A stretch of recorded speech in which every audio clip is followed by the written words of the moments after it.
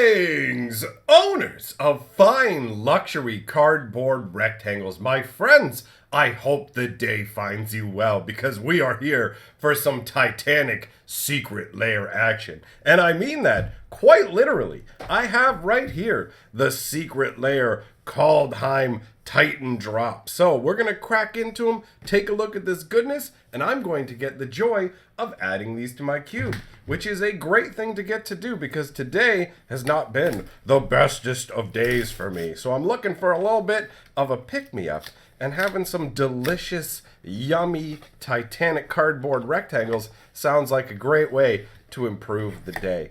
Am I the only one who thinks, you know this little sheet of paper? I think about the paper they wrap around your neck at the barber shop. Actually, that doesn't sound right. It sounds like the barber's going at you. But no, when you go to the barber, they wrap that paper around your neck so that you don't get as much hair down your shirt. Or do you know what I'm talking about? Or do I just sound like a crazy person? Whatever. Anyhow, look at that. This is the first time I'm going to take it off.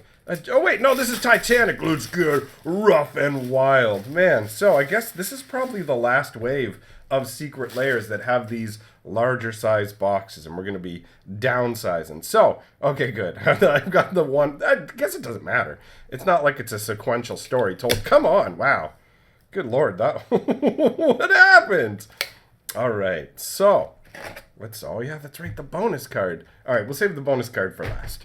Okay, so, come on now. Camera, look, they don't care about the playmat as much. Although, you know what I will say? It is a glorious playmat. I'll put a link in the comments there if you want to grab one of your own, because these Magic Story playmats are available, and you getting one would also help perk up my day. So, we are going to get into the Titanic action. I think what I'm going to do with this one, come on, man. What is going on today? I think what I'm going to do with this one is I'll put the images up on the screen as well, because God knows that the camera doesn't want to focus, and I do terrible angles and stuff, so I'll give you an additional visual aid. So this is the Frost Titan. All right, I remember these Titans were originally one of the older core sets. So Frost Titan is 2 blue and 4 for a 6/6 giant.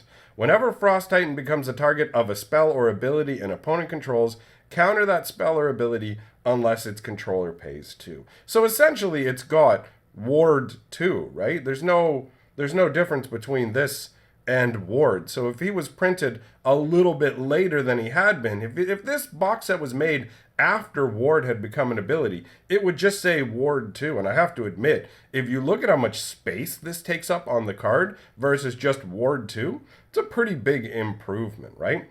And whenever Frost Titan enters the battlefield or attacks, tap target permanent, it doesn't untap during its controller's next untap step. This isn't a terrible card, but I mean, compared to the other Titans that they made in the same cycle, he was kind of underwhelming. Now, he's got very interesting artwork. He kind of almost looks like a giant, like, knoll beast, right? Like, he's got these crazy sort of trollish ears that are laid back, and his garments look kind of raggedy. Just comes, stomping out of the hillside to lay waste. Look at that giant stone blade. Oh, that looks awesome, man. That is really cool. And you've got all these soldiers. I have to say, this is by far the most epic looking Frost Titan. It actually feels like a 6/6. You've got an army thrown against him, and he's like, is that all you've got? That's great. I'm not sure exactly where the Frost concept comes in of making permanents not untap, because it looks like he's just ending lives and not so much, you don't get to untap this turn, but very, very nice looking. And I have to say, I love the Kaldheim showcase frames with this sort of runic totem style vibe with the little dragon heads up here. Like, this is such a cool card style. Let's see what's next. Oh, here we go. See, this is a Titan from the same cycle. The Primeval Titan was from the same cycle as the Frost Titan. And the Frost Titan got passed over, but the Primeval Titan, he got banned because he's too strong. 2 green and 4 for a 6/6 trampler.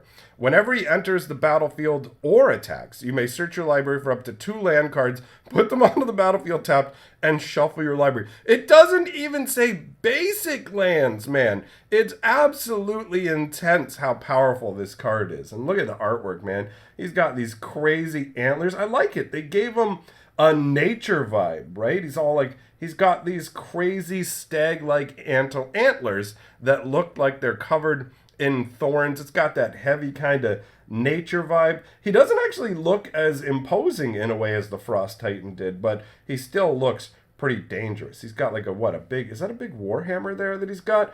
I'm having a little bit of a hard time picking out the specific details. It'll be easier with that big image on the screen, but it's interesting how the previous Titan was shown engaged with a ton of individuals, and this Titan is just shown, maybe he's slamming the ground and causing trees to grow up. Is that what's going on?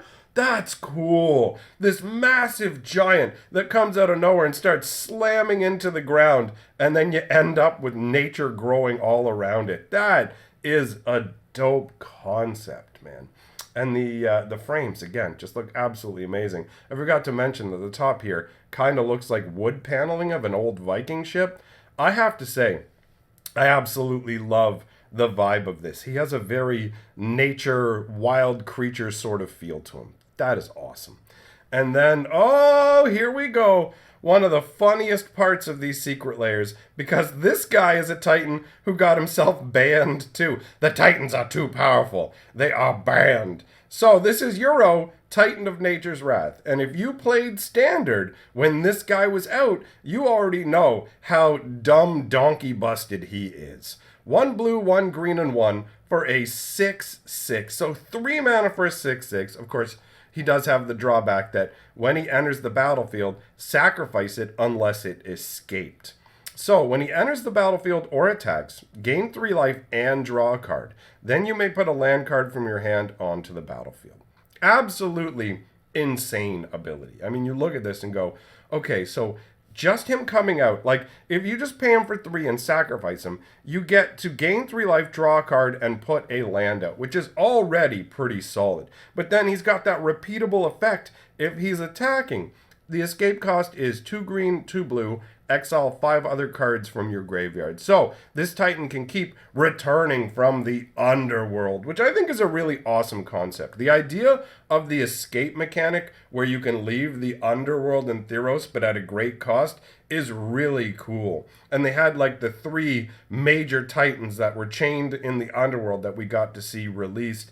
And this artwork of Euro is definitely very different than the previous artwork. The previous artwork had more of a like monsoon aspect to it, whereas this one, he just looks like a gigantic pestilence beast to me. I have to admit that this actually looks like artwork you would see on a black creature. Do you know what I mean? He does not have a green-blue Nature's Wrath vibe. I mean, look at the Primeval Titan that we just looked at has way more of a nature-y vibe than this. I mean, he certainly does look like a wrathful Titan, and I like the fact that you can see these chains that are strapped around his arm, because these Titans were chained in the underworld. And also of note is the fact that this is an elder giant instead of a just regular style giant, to show that these are eternal sort of beings, and the fact that it's legendary, where the other Titans that we saw most assuredly were not legendary. Now, I don't know what the bonus cards are supposed to be in these layers, so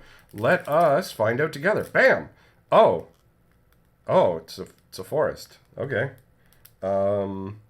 Is this one of those jumpstart forests? I have to say that's I feel underwhelmed, honestly. Getting a basic land, like, I'm like, whoa, what kind of stained glass walker might it be? And it's just like, here's a forest. It's like, really? Just a basic forest?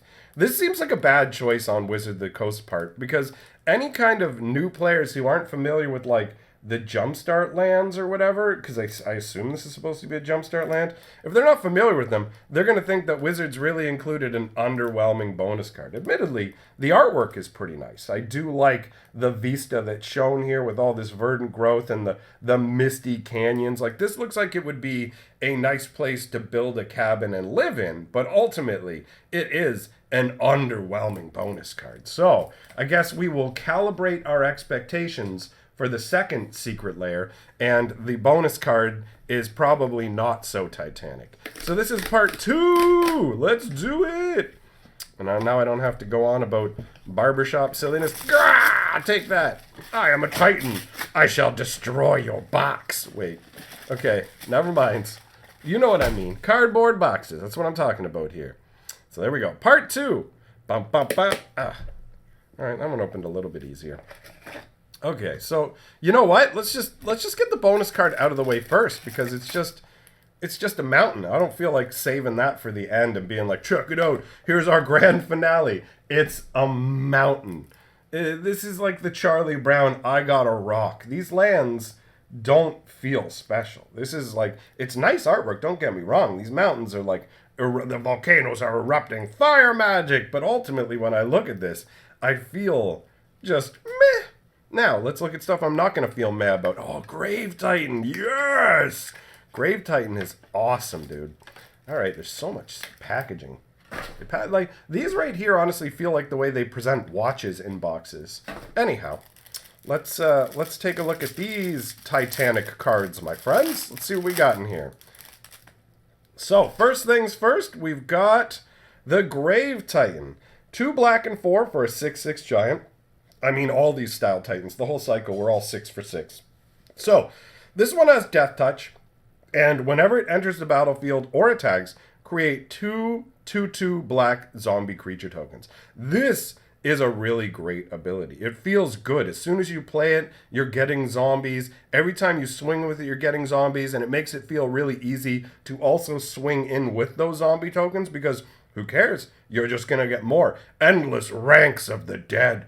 And the artwork looks awesome. This Titan looks like, he looks like a demon, man. Look at these. He's got these crazy gigantic horns. He's got this monstrous mouth just opened in a war bellow. He's got this pitted, probably rusted war axe, but it doesn't matter because he's so beefy. He's going to rip you up with it anyhow. You've got this crazy sort of frenetic energy in the background, giving this a very intense feel. And in the foreground, you can see all the undead that he has raised up, and they're carrying gear and stuff too. You know, like these are Kaldheim warriors that have been brought back from the grave to battle once more. Forget Starnheim. You serve the Grave Titan now. This is a very evocative looking card. This artwork is absolutely awesome. And it's cool that the way the art is colored down in the corners gives this one a very circular effect, right? This frame has a circle top, but then the way that this is shadowed down here makes the whole thing feel very circular and gives it a distinct feeling from the other Titans. I like this. Then we've got the Inferno Titan. So again, this is the red part of the cycle. 2 red and 4 for a 6/6. It's got +1/+0 for every red mana that you spend until end of turn. And whenever it enters the battlefield or attacks, it deals 3 damage divided as you choose among 1, 2, or 3 targets. That's right. I remember playing against this and always feeling like it was bonkers. Not only that it does 3 damage just for showing up and swinging, but the fact that you can direct it any way you want, that's both powerful and also gives a really cool flavor concept showing how effective the Titan is at like directing its powers, right? So oh wait, what is going on here? Hold on a minute. This Titan doesn't have that kind of like that going on up at the top, right? There's something going on in the middle at the top of the border that this one doesn't have. And hold on here. Does the other ones do? Like this, the blue and the green Titans have that little bit of inner top border. This sort of like lightened area in the middle. But the Grave Titan doesn't. That's odd. I wonder if that was an intentional choice. Huh. Anyhow, back to what I was saying. It makes it feel like this Titan has a very powerful command over fire magic. It can use it in a very precise manner. And when you look at the artwork, it really does look like a being made up out of an inferno and molten rock. Look at the gigantic powerful fist it's slamming into the ground. Look at all these little dudes who are arrayed against it. Kudos to them for their bravery. Imagine facing off against something like this and it's just incinerating your friends. They're just lighting up like it's nothing. The Titan waves its hand and 3 of your best friends are screaming and burning. That is absolutely incredible. All right, so what's the final Titan? The final Titan is Croaks. Interesting. So we got 4 of the... Okay, hold on a second. We'll look at that. But we got Euro, and then we've got... So they didn't do they didn't do Sun Titan. We've got 4 cards out of the cycle and no Sun Titan. I wonder if that's because Sun Titan got reprinted so much. Weird. Okay, so now we have another one of the Theros Elder Titans. Hold on, let me put this over here. So we've got another one of the Theros Elder Titans. This is Kroxa, Titan of Death's Hunger. This thing is a beast. 1 black and 1 red, 6/6 legendary Elder Giant. When it enters the battlefield, sacrifice it unless it escaped. When it enters the battlefield or attacks, each opponent discards a card. Then each opponent who didn't discard a non-land card this way loses 3 life. And then it's got escape for 2 black, 2 red. Exile 5 other cards from your graveyard. This card is absolutely bonkers. The repeatable discard that punishes your opponent if they try and do something like just discarding a land. Oh, you thought you'd hold lands to discard to it. Nah, it's like you didn't even have a card and you have to discard it. It's so gross. And I like the fact that he's shown with this gigantic open maw where he's just like, dinner, everything, I must consume all. Like, you've got these little fellows down here on this outcropping, this little cliff here, and Crocs is just like, oh, you guys are like little chicken nuggets to me. I can't wait to devour you, because he is Death's Hunger. He will consume all life endlessly, which is part of the reason he had to be chained in the underworld. All he wanted to do was consume, much like me when you give me like 4 different bags of chips. I become the Titan of Death's Hunger. All will be part of me. Anyways, I really like this card. This is awesome. And it's cool how the Titan itself is done in this red styling, which gives him a very dangerous energy. But everything else is black and white. It really makes him stand out considerably. I like that a lot. So, my friends, that is the end of this Secret Lair video. These are all the fun time cards that we got here. So if you liked the video, then you like it so that Amazon, what am I talking about? So that YouTube knows, Google knows, all right? If you love what I'm doing, hop on my Patreon. And if you want one of these awesome playmats, there is a link available for you to grab one. So, thanks for coming by, my friends. This has actually perked my mood up quite a bit. I hope that you've enjoyed yourself, and I will see you guys next time.